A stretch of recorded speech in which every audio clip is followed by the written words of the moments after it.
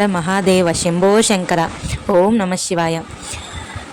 చెంబుడంటి నీటికే కరిగిపోయే ఆ పరమేశ్వరుడికి ఎంతో ప్రీతికరమైన పూజ శివదేవుని పూజ. ఈ పూజ విధి విధానం తెలుసుకుందాం.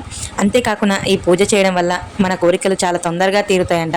3 సోమవారాలు ఈ పూజ చేయడం వల్ల మనం అనుకునే కోరికలు చాలా తొందరలోనే తీరుతాయని పురాణాల ప్రకారం చెప్పారనమాట. అంతేకాకుండా ఈ పూజ విధానం కూడా చాలా సింపుల్గా ఉంటుంది. అంతేకాకుండా స్వామివారి అనుగ్రహం కూడా మన మీద చాలా తొందరగా ఉంటుంది.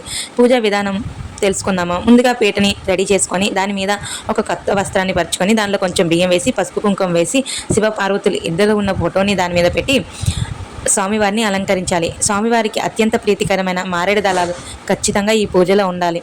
కనీసం 3 మారేడు దళాలైనా ఈ పూజకి ఖచ్చితంగా ఉండాలి. తర్వాత స్వామివారికి ఒక తాంబూలం, వినాయకుడికి ఎడంవైపు వినాయకుడిని పెట్టుకొని ఆ వినాయకుడికి ఒక తాంబూలం పెట్టి పసుపు వినాయకుడిని తయారు చేసి పెట్టుకోవాలి. అంతేకాకుండా నేను చూపించిన విధంగా దీపాలు పెట్టుకోవాలి. తర్వాత స్వామివారికి కొబ్బరి ముక్కలు, బెల్లం లేదా పంచదార ఇదే నైవేద్యంగా పెట్టాలి. ఇంతకు మించి ఏమీ స్వామివారికి మనం పెట్టవలసిన అవసరం లేదు.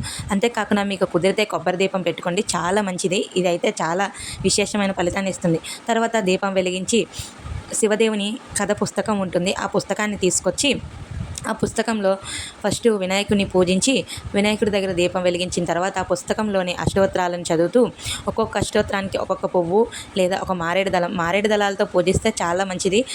108 మారేడు దళాలు దొరకనప్పుడు 108 పూలతోనైనా అభిషేకం లాగా చేయండి.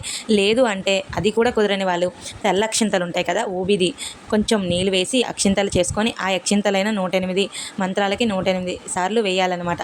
ఆ మంత్రాలను జపిస్తూ 108 మంత్రాలు చదివిన తర్వాత కథని చక్కగా చదువుకొని ఆ ప్రసాదాన్ని మీరు స్వీకరించి మీ ఇంట్లో వాళ్ళకి ఇచ్చి ఇరుగు పొరుగు వాళ్ళకి కూడా ఇస్తే చాలా మంచిది.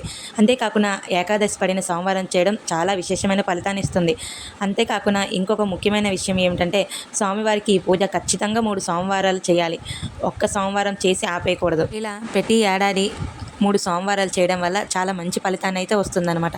కథ కూడా చదివి మీ ఇంట్లో ఉన్న వాళ్ళందరికీ వినిపించండి. ఈ పూజ చేయడం వల్ల మీకు తొందరలోనే అనుకున్నది జరుగుతుంది. ఓం పార్వతీనాథాయ నమః.